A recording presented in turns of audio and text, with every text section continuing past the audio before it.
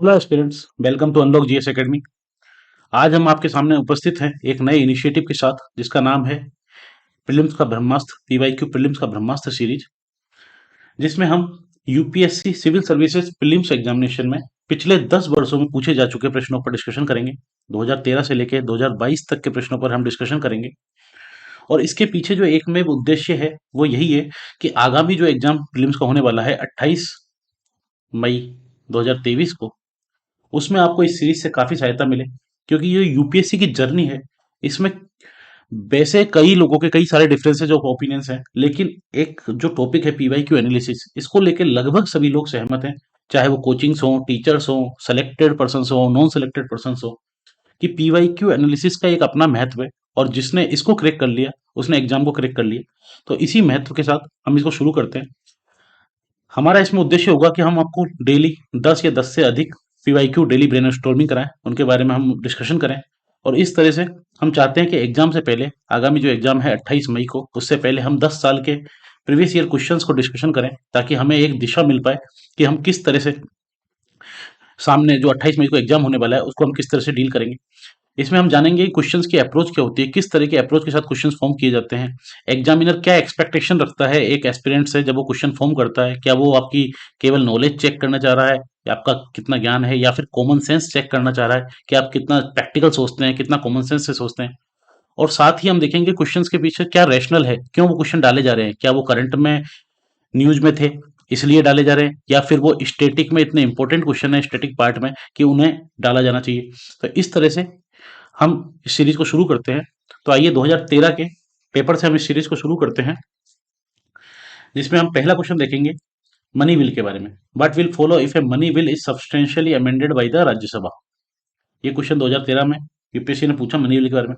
Money bill के बारे में आप याद रखिएगा, मनी बिल बहुत ही इंपॉर्टेंट टॉपिक है, क्योंकि ये यूपीएससी का फेवरेट टॉपिक है। लगभग हर साल मनी बिल पे एक क्वेश्चन पूछा जाता है यूपीएससी के द्वारा। तो इसलिए मनी बिल को आप जरूर रिवाइज करके जाइएगा।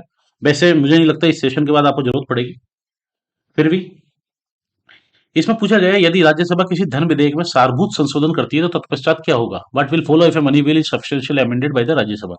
इसमें चार ऑप्शन दिए गए हैं। सबसे पहले हम मनी बिल के बारे में जान लें, उसके बाद हम क्वेश्चन पे चर्चा करेंगे, तब हमारे लिए इजी हो जाएगा। आप जानते होंगे आर्टिकल 117 में दो क्लोज है, 1 और 2। आर्टिकल 117(1) जो कि फाइनेंस बिल, वित्तीय बिल जिसको कहते हैं, फाइनेंस बिल टाइप फर्स्ट, और आर्टिकल 117(2) फाइनेंस बिल टाइप 2। अगर इसको हम इस तरह से समझें तो ये परिधि में फाइनेंस बिल को रखा जा सकता है, और इसमें है finance bill type 1, finance bill type 2। और ये फाइनेंस बिल टाइप 1 है, इसी में कहीं आता है मनी बिल। मनी बिल की चर्चा संविधान में आर्टिकल 110 में की गई है, और उसमें कहा गया है कि ये केवल लोकसभा में पेश होगा, ओनली इन लोकसभा। साथ ही ये प्रेसिडेंट की, राष्ट्रपति की पूर्व सिफारिश पे, प्री रिकमेंडेशन पे ही पेश हो किया जाएगा।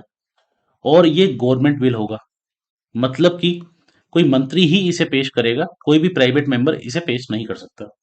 साथ ही इसमें जो लोकसभा के स्पीकर होंगे, लोकसभा के स्पीकर इसको सर्टिफाई करेंगे, इसको ठप्पा लगाएंगे मनी बिल का, जो कि सोल अथॉरिटी स्पीकर की होती है इसको मनी बिल को सर्टिफाई करने की। और राज्यसभा के पास जब फाइनली ये बिल पहुंचता है तो राज्यसभा के पास गिनी चुनी पावर होती है, जिसमें से सही कहे तो राज्यसभा के पास कोई पावर होती नहीं है, क्योंकि राज्यसभा इसको ना तो रिजेक्ट कर सकती है, रिजेक्ट नहीं कर सकती, ना इसको अमेंड कर सकती है। राज्यसभा कुछ रिकमेंडेशन दे सकती है, जिसको कहते हैं सिफारिश। लेकिन इन सिफारिशों को लोकसभा माने या नहीं माने, ये लोकसभा के ऊपर है। और साथ ही अगर इस पे कोई डेडलॉक आता है, राज्यसभा कोई और रिकमेंडेशन देती है और लोकसभा नहीं मानती, तो इसको वैसे ही पारित मान लिया जाता है। इसके लिए कोई ज्वाइंट सिटिंग का प्रावधान नहीं होता है। मनी बिल के लिए कोई भी ज्वाइंट सिटिंग नहीं होती है। तो आपको तीन चार चीजें याद रखनी है मनी बिल के बारे में। केवल लोकसभा में पेश होता है, प्रेसिडेंट की पूर्व सहमति से आता है, प्री रिकमेंडेशन से आता है, और ये गवर्नमेंट बिल होता है। साथ ही स्पीकर इसको मनी बिल का ठप्पा लगाता है, स्पीकर सर्टिफाई करता है, और इसमें कोई ज्वाइंट सिटिंग नहीं होती। राज्यसभा इसको केवल 14 दिन तक रख सकती है, क्योंकि इन सब प्रोसेस के लिए राज्यसभा को 14 दिन दिए गए। तो राज्यसभा फाइनली इसको 14 डेज तक होल्ड कर सकती है। इससे ज्यादा राज्यसभा के पास मनी बिल को लेकर कोई पावर नहीं है। उसके बाद मनी बिल उसी हिसाब से पारित मान लिया जाता है जिस हिसाब से लोकसभा ने फाइनली पारित किया था। तो ये मनी बिल की पूरी कहानी थी। अब हम क्वेश्चन के ऑप्शंस देखें तो पहले नीचे से देखें, राष्ट्रपति विधेयक को पारित करने के लिए संयुक्त बैठक आउट कर सकते हैं। ज्वाइंट सीटिंग का कोई प्रावधान ही नहीं है मनी बिल में। लोकसभा विधेयक को पुनर्विचार के लिए राज्यसभा को लौटा सकती है, बिल्कुल नहीं। लोकसभा विधेयक पर आगे कोई विचार नहीं कर सकती, ऐसा पॉसिबल ही नहीं है। लोकसभा राज्यसभा की अनुशंसाओं को स्वीकार करे या अस्वीकार करे, इस विधेयक पर आगे कार्रवाई कर सकती है। ये कोई करंट का टॉपिक नहीं है, मनी बिल का टॉपिक बहुत इंपॉर्टेंट टॉपिक है। हर साल मनी बिल आते हैं और यूपीएससी लगभग हर साल मनी बिल पे क्वेश्चन पूछती है, इसलिए ये काफी एक इंपॉर्टेंट टॉपिक है, इसको ध्यान रखा जा सकता है। इस पे एक क्वेश्चन इस तरह से पूछा जा सकता है प्रेसिडेंट को लेकर कि प्रेसिडेंट क्या उसको मनी बिल को रिटर्न कर सकते हैं या रिजेक्ट कर सकते हैं। इसका एक सिंपल सा फंडा है प्रेसिडेंट की पावर को लेकर। तीन तरह के बिल होते हैं, एक है ऑर्डिनरी बिल, एक है मनी बिल वित्त विधेयक, और एक है अमेंडमेंट बिल संशोधन विधेयक, संविधान संशोधन विधेयक। तीन तरह के बिल पे प्रेसिडेंट की सहमति चाहिए होती है, फाइनल हस्ताक्षर चाहिए होते हैं। इसको हम इस चीज से याद रख सकते हैं, triple R, R R R. ये कोई मूवी नहीं है। ट्रिपल आर का मतलब है रेटिफाई करना, रिजेक्ट करना और रिटर्न करना। ऑर्डिनरी बिल में प्रेसिडेंट के पास ये तीनों पावर होती हैं कि वो रिजेक्ट भी कर सकते हैं, रेटिफाई भी कर सकते हैं और रिटर्न भी कर सकते हैं। मनी बिल के संबंध में उनके पास दो ही पावर होती हैं कि वो रिजेक्ट कर सकते हैं और रेटिफाई कर सकते हैं। रिटर्न की पावर नहीं होती मनी बिल के संबंध में।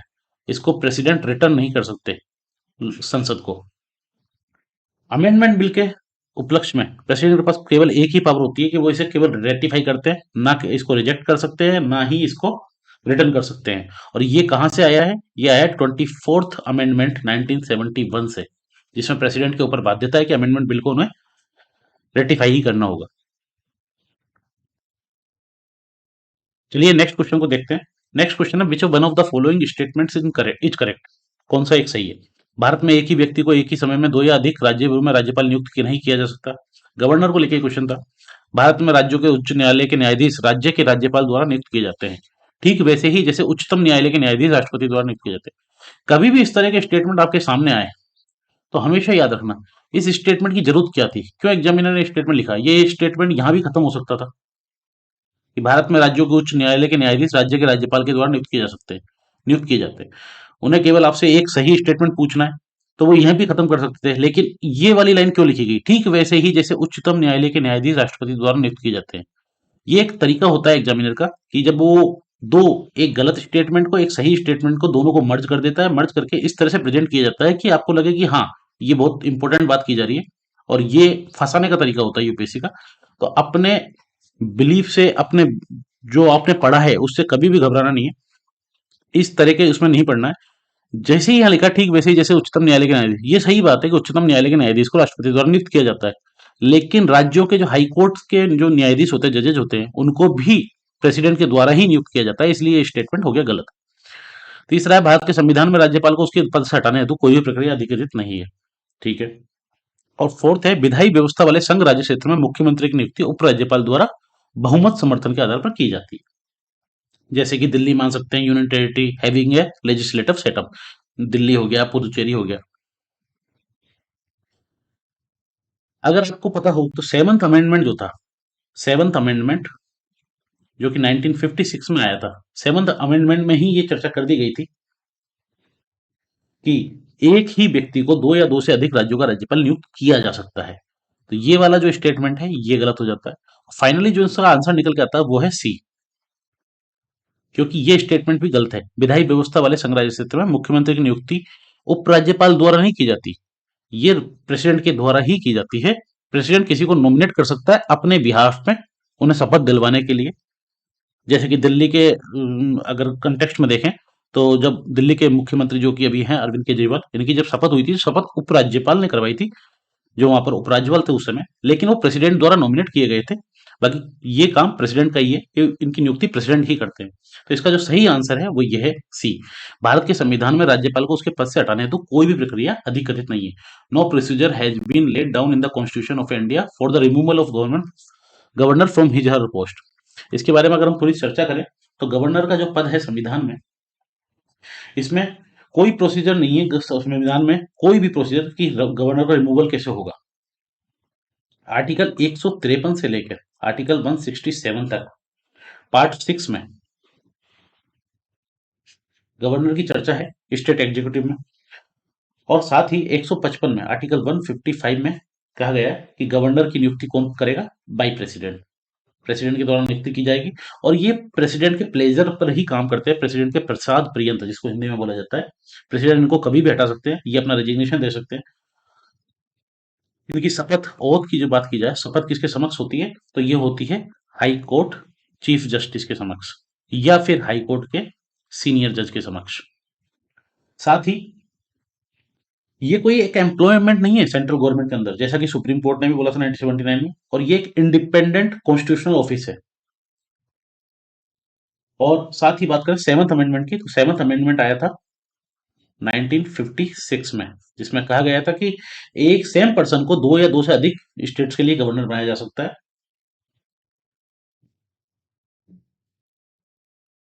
चलिए नेक्स्ट क्वेश्चन पे चलते हैं। नेक्स्ट क्वेश्चन है which one of the following pairs is correctly matched. ये ज्योग्राफिकल फीचर दिए गए हैं और ये रीजन दिया गया है और इनको मैच करने की बात है कि इनमें से कौन से सही सुमेलित है, कौन सा एक रीजन है जो कि सुमेलित है। एबिसिनी पठार अरब प्रदेश, एटलस पर्वत उत्तर पश्चिमी अफ्रीका, गुयाना उच्च भूमि दक्षिणी पश्चिमी अफ्रीका, ओकाबांको द्रोणी पैटागोनिया। सही मायनों में देखा जाए तो ये कोई ऐसा भी हो सकता है कि न्यूज में रहे हो उस टाइम पे, लेकिन ये कोई इतने ज्यादा हार्ड एंड फास्ट फैक्ट नहीं है। ये एक कॉमन ज्योग्राफिकल इंडिकेशंस हैं जो कि अगर आपने कॉन्टिनेंट्स की मैपिंग मैपिंग ढंग से की होगी तो आपको पता होगा। एबिसिनी पठार की अगर बात की जाए तो एबिसिनी प्लेटू अरब प्रदेश में नहीं है, यह है इथोपिया में, इथोपिया हाईलैंड पे, इथोपिया हाईलैंड पे, जिसको इथोपिया का भी पहले नाम एबिसीनिया था किसी समय पे, और ये इथोपियन प्लेटू है, एबिसियन प्लेटू को बोला जाता है, तो ये गलत हो गया ए। एटलस माउंटेन की अगर बात की जाए तो ये एटलस माउंटेन उत्तर पश्चिमी अफ्रीका, ये हमारा आंसर यहीं से निकल के आ गया। एटलस माउंटेन है उत्तर पश्चिमी अफ्रीका में, नॉर्थ वेस्ट अफ्रीका में, जो मोरक्को अल्जीरिया ट्यूनीशिया वाला रीजन है। और जो एटलस पर्वत है इसी के नाम पे अटलांटिक महासागर का नाम अटलांटिक पड़ा है, अटलांटिक सी, इसी एटलस पर्वत के नाम पे। इसकी जो हाईएस्ट पीक है एटलस पर्वत की वो है माउंट टोबुकल,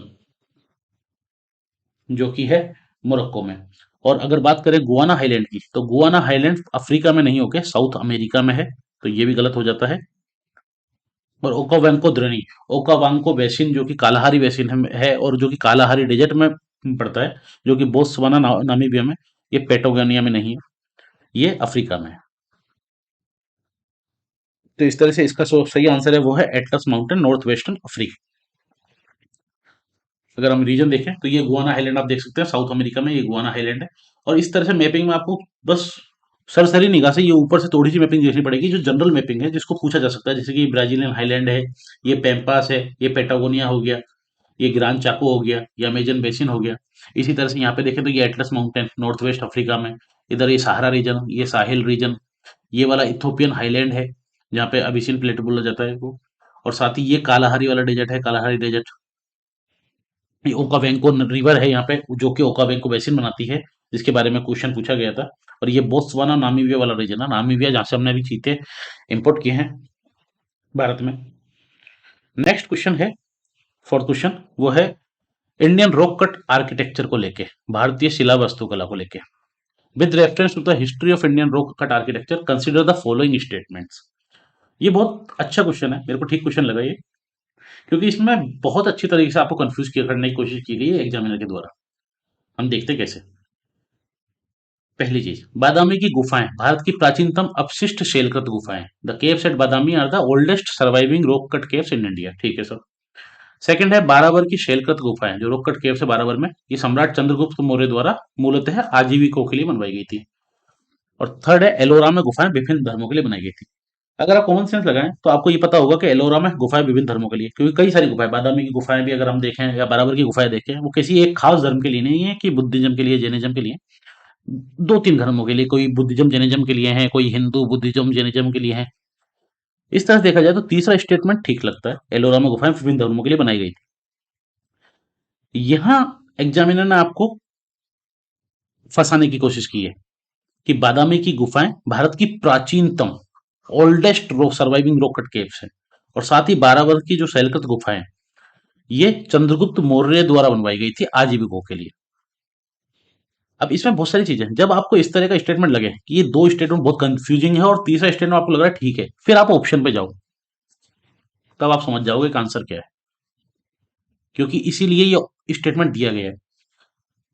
ये जो बादामी की गुफाओं की बात की गई है, ये बादामी की गुफाएं नहीं है, ये बाराबर की गुफाएं हैं, जो कि भारत की प्राचीनतम अपशिष्ट शैलकृत गुफाएं हैं, oldest surviving rock cut caves है इंडिया में, बाराबर की गुफाएं। और जो बाराबर की गुफाएं हैं, इनको किसने बनवाया है? इनको बनवाया था वैसे तो उनके द्वारा ही बनवाया गया था, मौर्य राजाओं के द्वारा। लेकिन बाराबर की जो गुफाएं हैं, इनमें दो नाम मिलते हैं। एक मिलता है अशोक का नाम, और एक मिलता है अशोक के ग्रैंडसन दशरथ का नाम। एग्जामिनर ने क्या किया, एग्जामिनर ने बराबर, यहाँ पर अगर स्टेटमेंट ये होता था cave set Barabar are the oldest surviving rocket caves in India, तो ये सही स्टेटमेंट होता। एग्जामिनर ने केवल बराबर को बादामी से रिप्लेस किया है, और यहाँ पर चंद्रगुप्त मौर्य को रिप्लेस कर दिया है अशोका से। यहाँ पर अशोक होता तो भी ठीक होता, यहाँ पर दशरथ होता, हाँ, लेकिन अशोका इसलिए ठीक नहीं होता क्योंकि आजीविकों के लिए जो बनवाई गई थी वो दशरथ के द्वारा बनवाई गई थी। तो इस तरह से एग्जामिनर कई बार फंसाने की कोशिश करता है। अगर आप देखें तो ये बादामी केव्स हैं, बादामी केव्स यहाँ पर हैं कर्नाटक में, जो बातापी टाउन है, बातापी, जिसको बादामी कहा गया बाद में, बातापी की चालुक्य, बादामी की चालुक्य, उनके द्वारा एक केव बनवाई गई थी। नॉर्थ कर्नाटका में है ये वाले रीजन में बादामी केव्स। और ये बादामी चालुक्य आर्किटेक्चर का उदाहरण है। इसमें हिंदू बादामी केव्स में, बादामी केव्स, इसमें हिंदू और जैन टेम्पल्स मिलते हैं आपको। यहीं पर बहुत फेमस नटराज, शिव की नटराज मूर्ति मिलती है बादामी केव्स में। और चालुक्य की बात करें तो चालुक्य जो बादामी चालुक्य थे, चालुक्य 6 से लगभग 12th सेंचुरी तक रहे थे, और ये बादामी चालुक्य अर्लीस्ट चालुक्य थे। उसके बाद फिर ईस्टर्न चालुक्य आए, जो कि बेंगी के थे, चालुक्य थे, बेंगी चालुक्य जिनको बोला जाता है। फिर आए पश्चिमी चालुक्य, जिनको कल्याणी चालुक्य बोला जाता है, जो कि 10th 12th सेंचुरी में आए थे। इसी तरह से जो नेक्स्ट है वो है बाराबर की गुफाएं। अगर बाराबर की गुफाओं की बात की जाए तो बाराबर की गुफाएं पड़ती हैं यहाँ बिहार में, इस रीजन में बाराबर की गुफाएं पड़ती हैं। और बाराबर की जो गुफाएं हैं, ये oldest surviving rock cut caves है इंडिया में, जिनको मौर्यों के समय बनाया गया। और ये जहानाबाद डिस्ट्रिक्ट बिहार में अभी। इनमें दो तरह की गुफाएं हैं, एक है जो कि बाराबर गुफाएं जिनको बोला जाता है, और दूसरी है नागार्जुन, नागार्जुन गुफाएं, जो कि नागार्जुन हिल पे हैं। ये दो हिल हैं जिन पे ये गुफाएं हैं। जो बाराबर गुफाएं हैं, ये चार गुफाएं हैं मेनली, जिनको अशोक के समय बनाया गया था, क्योंकि इनमें जो नाम मिलते हैं वो मिलते हैं किंग पियदस्सी, राजा पियदस्सी के नाम से ये मिलती हैं, पियदस्सी। और जो नागार्जुन गुफाएं हैं, ये तीन गुफाएं हैं जिनमें नाम मिलता है देवानाम पिय दशरथा, देवानाम पिय दशरथ। तो ये वाली जो गुफाएं थी नागार्जुन गुफाएं, ये बनवाई गई थी आजीविकों के लिए मेनली, और ये अशोक के द्वारा भी बनवाई गई थी, और ये नागार्जुन गुफाएं बनवाई गई थी दशरथ के द्वारा। और फाइनली उसके बाद में अगर हम देखें लेटर पीरियड में, तो इसमें बुद्धिज्म और हिंदू स्कल्पचर भी मिलने लग जाते हैं। एक और स्टेटमेंट इस क्वेश्चन में पूछा गया था, जो एलोरा के बारे में पूछा गया था, कि एलोरा में सभी धर्मों की, कई धर्मों की गुफाएं हैं या मंदिर हैं। उसके बारे में अगर हम डिस्कशन करें, एलोरा जो केव्स हैं, ये वर्ल्ड हेरिटेज साइट का दर्जा मिला हुआ है एलोरा केव्स को। और एलोरा केव की अब लोकेशन देखें तो ये महाराष्ट्र में इस जगह पे है एलोरा केव्स।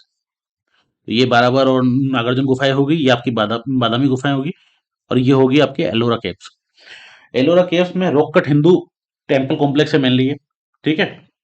और साथ ही इसकी जो केव 16 है, 16वें नंबर की जो केव है, केव 16, ये लार्जेस्ट मोनोलिथिक रॉक एक्सकेवेशन है वर्ल्ड का। मतलब जो एक ही रॉक पे एक्सकेवेशन किया गया है, सिंगल मोनोलिथिक रॉक एक्सकेवेशन, जो कि है कैलाशनाथ टेम्पल, जो कि एलोरा में है। ये कैलाशनाथ टेम्पल, ये केव 16 में है, गुफा नंबर 16 में। और माना जाता है कि एलोरा में 100 के आसपास केव्स हैं, 100 के आसपास केव्स हैं, जिसमें से अभी पब्लिक के लिए जो ओपन है वो है 34 केव्स ओनली, जिसमें से 1 से 12 तक हैं बुद्धिस्ट केव, 13 से लेके 29 तक हैं हिंदू केव्स और 30 से लेके 34 तक 5 केव्स जो हैं वो है जैनिज्म के लिए। और ये सब ये राष्ट्रकूट के समय बनाई गई थी, राष्ट्रकूट शासकों के समय पे, लगभग 8 से 10 सेंचुरी के बीच में, 8 से 10th सेंचुरी। और जो जैन केव्स है फाइनली, ये इनमें से कुछ केव यादव डायनेस्टी के वंश में देवगिरी के जो यादव थे उनके द्वारा बनवाई गई थी। चलते हैं नेक्स्ट क्वेश्चन पे, जो कि है रिकॉम्बिनेंट डीएनए टेक्नोलॉजी को लेके। रिकॉम्बिनेंट डीएनए टेक्नोलॉजी 2013 की बात है। याद रखिएगा कि 2013 में ये काफी इंपॉर्टेंट था, recombinant DNA technology genetic engineering, इस पे काफी चर्चा थी उस समय। और इसीलिए क्वेश्चन पूछा गया था क्योंकि काफी न्यूज में था। रिकॉम्बिनेंट डीएनए टेक्नोलॉजी का मतलब होता है कि डीएनए के एक पीस को कंबाइन करा जाता है किसी another another strand of DNA के साथ में। और 2012 में अगर आप देखो तो जो नेशनल डेयरी रिसर्च इंस्टीट्यूशन है हरियाणा का, उन्होंने इंडिया की ट्रांसजेनिक जो बफेलो काफ था उसको प्रोड्यूस किया था, जेनेटिक मॉडिफाइड किया था ताकि ज्यादा मिल्क प्रोडक्शन किया जा सके। और इसी तरह से जो जेनेटिक इंजीनियरिंग है, ये सेलेक्टेड जो इंडिविजुअल है इनके जीन सीक्वेंस को ट्रांसफर करने के लिए एक ऑर्गेनिज्म से दूसरे ऑर्गेनिज्म में, और इवन जो नॉन रिलेटेड स्पीसीज हैं जैसे कि प्लांट से एनिमल्स में, एनिमल से प्लांट में, इस तरह से भी। तो इसके लिए इस तरह से ये काम करती है। इसमें पूछा गया था पुनर्योगंश डीएनए प्रौद्योगिकी आनुवांशिक इंजीनियरिंग जीनों को स्थानांतरित होने देता है। ऑप्शन है पौधों की विभिन्न जातियों में, ठीक है, एक पौधे से दूसरे पौधे में, जंतुओं से पौधों में, ये भी ठीक है, और तीसरा है सूक्ष्म जीवों से उच्चतर जीवों में, यह भी सही है। इसका सही जो आंसर है वो है डी, 1 2 3। ये क्वेश्चन ये नहीं कह सकते कि बहुत ज्यादा इजी था, पर हार्ड भी नहीं था, ये इसको मीडियम कैटेगरी में रखा जा सकता है। और अगर आप जो भी 2013 में जिसने एग्जाम दिया होगा उसमें अगर कंटिन्यू न्यूज़पेपर पढ़ा होगा या फिर कहीं ना कहीं टच में रहे होंगे तो इसका इसको आंसर करना बहुत ज्यादा मुश्किल नहीं था। नेक्स्ट जो क्वेश्चन है वो है चाइनीज ट्रेवलर युआन चुआंग के बारे में, जिसको हुएन सांग कहा जाता है, कि भारत की यात्रा करने वाले चीनी यात्री युआन चुआंग हुएन सांग ने तत्कालीन भारत की सामान्य दशाओं और संस्कृति का वर्णन किया है। इस संदर्भ में निम्नलिखित में से कौन से कथन सही है? इस क्वेश्चन में बहुत ही सही, इस क्वेश्चन में पूछा ही नहीं गया है कि आपके बारे में इतनी सारी जो रामायण लिखी है इसका कोई मतलब नहीं है। इस क्वेश्चन में सिंपल सा एक क्रैक है, वो है ये, completely immune. The roads and river routes were completely immune from robbery. अब आप ये बताइए कि ऐसी कोई भी जगह, इवन आप डेवलप्ड से डेवलप्ड कंट्री में चले जाइए, कहीं भी चले जाइए, कोई भी दावा नहीं कर सकता कि हाँ ये कंप्लीटली इम्यून जगह है, यहाँ पे कोई रोबरी नहीं होगी या कोई क्राइम नहीं होगा। चाहे वो 0.01% ही हो रहा होगा, लेकिन होगा।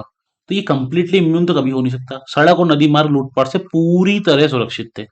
ये स्टेटमेंट गलत हो जाता है।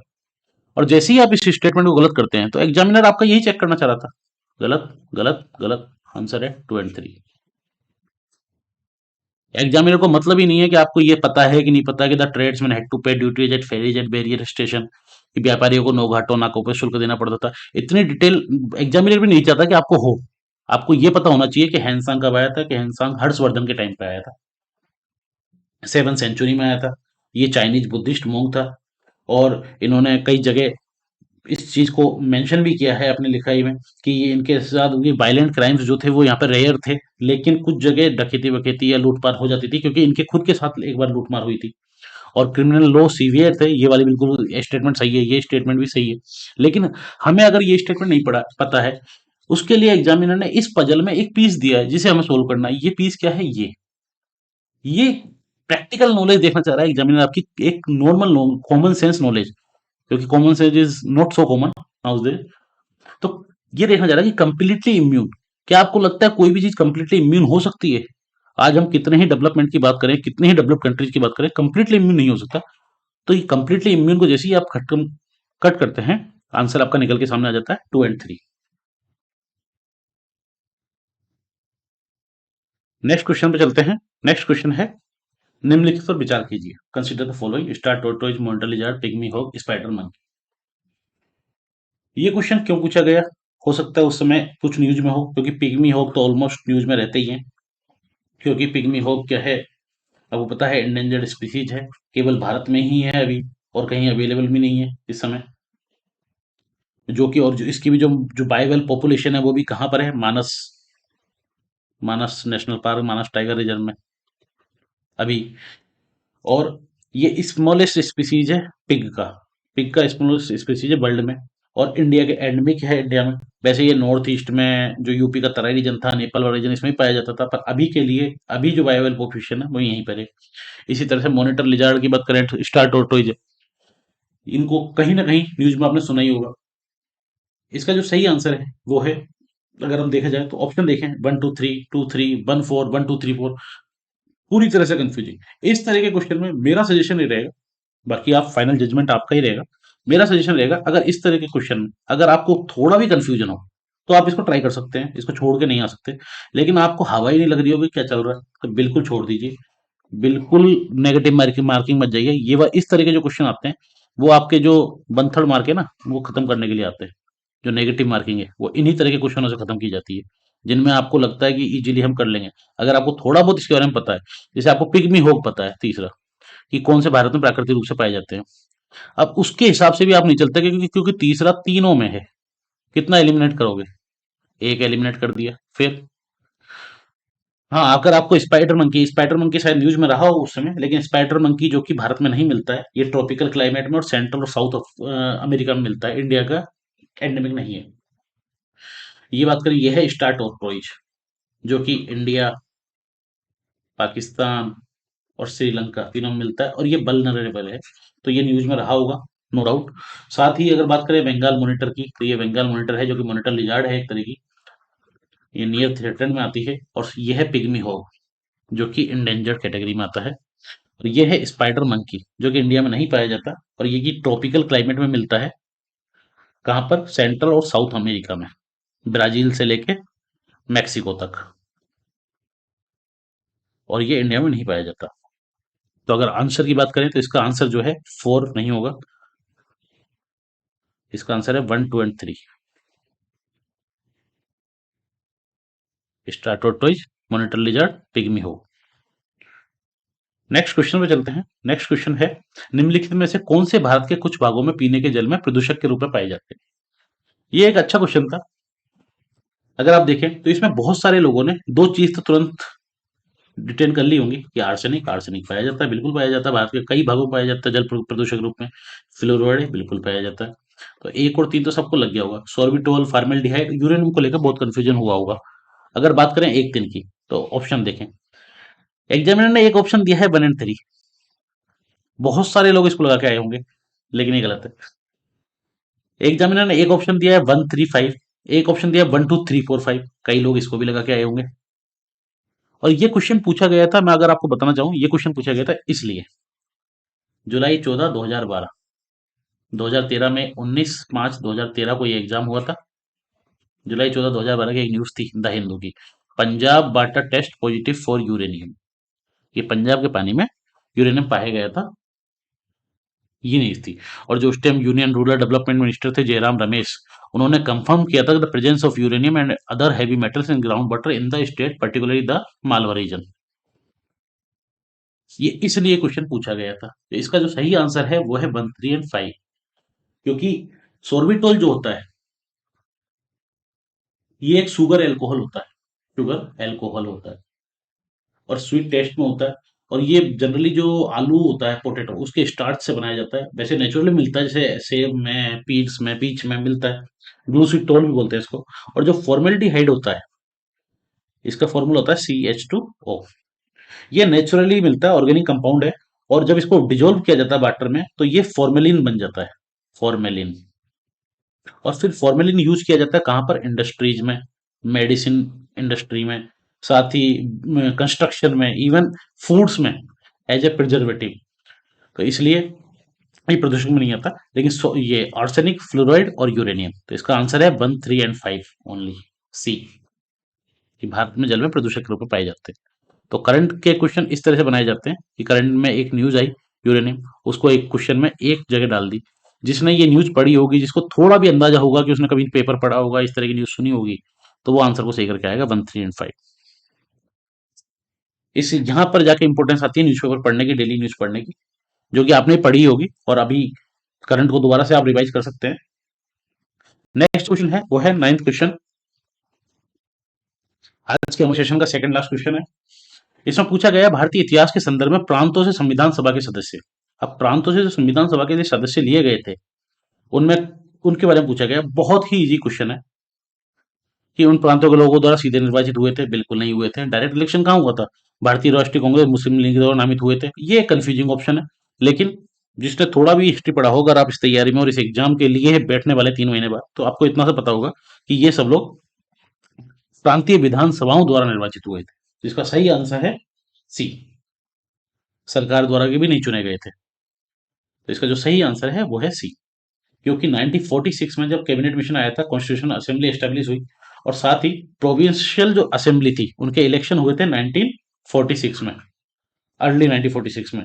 और उसमें से फिर उन्होंने जो प्रोविंशियल असेंबली इलेक्शन होते हैं उसके बाद उनमें से कॉन्स्टिट्यूशन असेंबली के लिए मेंबर्स चुने गए थे। तो एक इजी क्वेश्चन था, जो कि स्टैटिक का क्वेश्चन था। 10वां क्वेश्चन है, निम्नलिखित जंतु पर विचार कीजिए। समुद्री गाय, समुद्री घोड़ा, समुद्री सिंह। Sea cow, sea horse, sea lion. Which of the above is are mammals? इनमें से कौन स्तनधारी जीव है?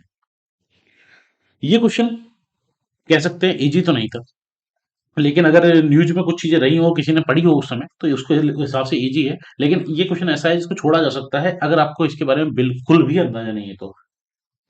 जैसे अगर देखा जाए, सी काउच की बात की जाए,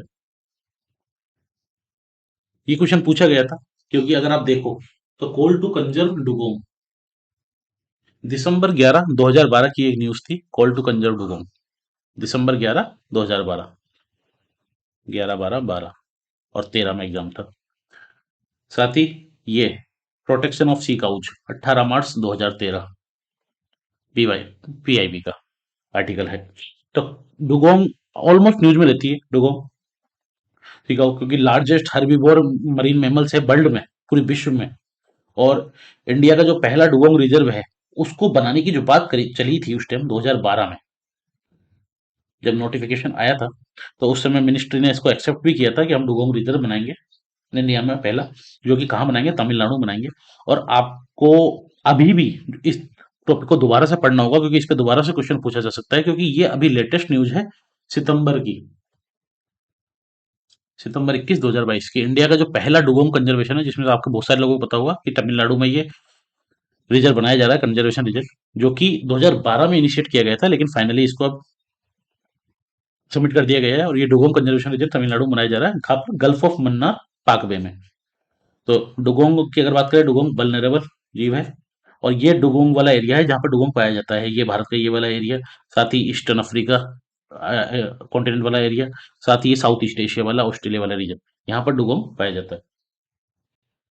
साथ ही बात करें सी लोयन की और सी हॉर्स की, तो सी लोयन जो है, ये सब आर्टिक ट्रॉपिकल वाटर्स में पाया जाता है, नॉर्थ और साउथ दोनों जगह। एक्सेप्शन है केवल कि नॉर्थ अटलांटिक ओशियन नहीं पाया जाता। और सी हॉर्स की हम बात करें तो ये मेमल्स में नहीं आता है, ये मैमल्स नहीं है। सी लॉयन तो मैमल है, ये मैमल्स नहीं है, ये फिश में आता है, ये वर्टिब्रेट्स में फिश में आता है।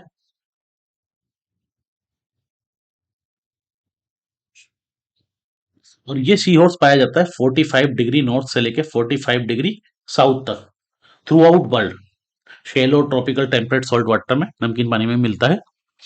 तो इस हिसाब से अगर हम देखें, समुद्री घोड़ा, जिसको सी हॉर्स बोलते हैं, ये फिश में आता है, ना कि मैमल्स में। तो इसका जो सही आंसर होगा वो है 1 और 3। तो ये थोड़ा सा कह सकते हैं, इजी तो नहीं कह सकते, मीडियम टू हार्ड क्वेश्चन था। लेकिन अगर करंट टॉपिक से कोई कंटिन्यूसली कनेक्टेड रहा होगा तो उसके लिए कंपेरेटिवली भी इजी क्वेश्चन रहा होगा। तो इस तरह से आज हमने आज के सेशन को कंप्लीट किया। मिलते हैं अगले सेशन में, तब तक के लिए बहुत बहुत धन्यवाद। लगे रहिए, तैयारी करते रहिए, बहुत टाइम है एग्जाम तक, हो जाएगा।